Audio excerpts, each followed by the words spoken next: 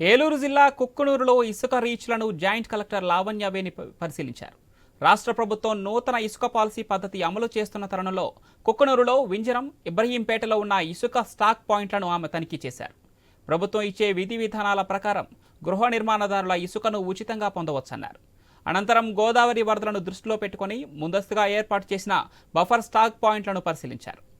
గోదావరి వరద సమయాల్లో అప్రమత్తంగా ఉండాలని అధికారులకు జాయింట్ కలెక్టర్ సూచించారు.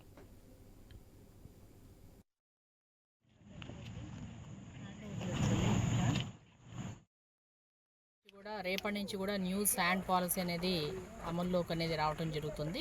మన జిల్లాకి సంబంధించి శాండ్కి సంబంధించిన రీచెస్ అయితేనేమి, శాండ్కి సంబంధించినటువంటి ఏవైతే స్టాక్ పాయింట్స్ ఉన్నాయో దీనికి సంబంధించి పూర్తిగా న్యూ గైడ్ లైన్స్ అనేది ఇవ్వడం జరుగుతుంది. ఇప్పటి వరకు కూడా మనకి శాండ్ అనేది త్రూ ఏజెన్సీ ద్వారా కూడా సేల్స్ అనేది జరుగుతూ ఉంది. బట్ ఇప్పుడు గవర్నమెంట్ అనేది ఫ్రీ శాండ్ పాలసీ కింద ఏదైతే మనకి శాండ్ అయితే మనకి రీచెస్ నుంచి తీసుకొచ్చినటువంటి శాండ్ కానీ, స్టాక్ పాయింట్ ఉన్నటువంటి శాండ్ కానీ పబ్లిక్కి అందుబాటులో తేవాలనే ఉద్దేశంతో ఫ్రీ శాండ్ పాలసీ ద్వారా కూడా శాండ్ అనేది సప్లై చేయడం జరుగుతుంది. దీనికి సంబంధించి కేవలం మనకి ఎక్స్కవేషన్ అండ్ లోడింగ్ ఛార్జెస్ కి సంబంధించి ఏదైతే పర్ మెట్రిక్ టన్ అయ్యేటువంటి కాస్ట్ అంటే ఒక 30 రూపీస్ అండ్ సీనరేజ్ ఛార్జెస్ ఒక 88 రూపీస్ అండ్ ఈ జిఎస్టీ ఏవైతే ఉన్నాయో ఈ జిఎస్టీ రేట్స్ అవన్నీ కలిపి ఉన్నటువంటి రేట్స్ అయితే ఇవన్నీ కూడా స్టాట్యూటరీ రేట్స్. ఆ రేట్స్ ఒక 152 రూపీస్ వరకు వస్తుంది. ఇది కాకుండా అడిషనల్ గా ట్రాన్స్పోర్టేషన్ ఛార్జెస్ ఏదైతే మనకి స్టాక్ పాయింట్ నుంచి అక్కడ స్టాక్ పాయింట్ కానీ శాండ్ రీచెస్ నుంచి స్టాక్ పాయింట్కి అయ్యేటువంటి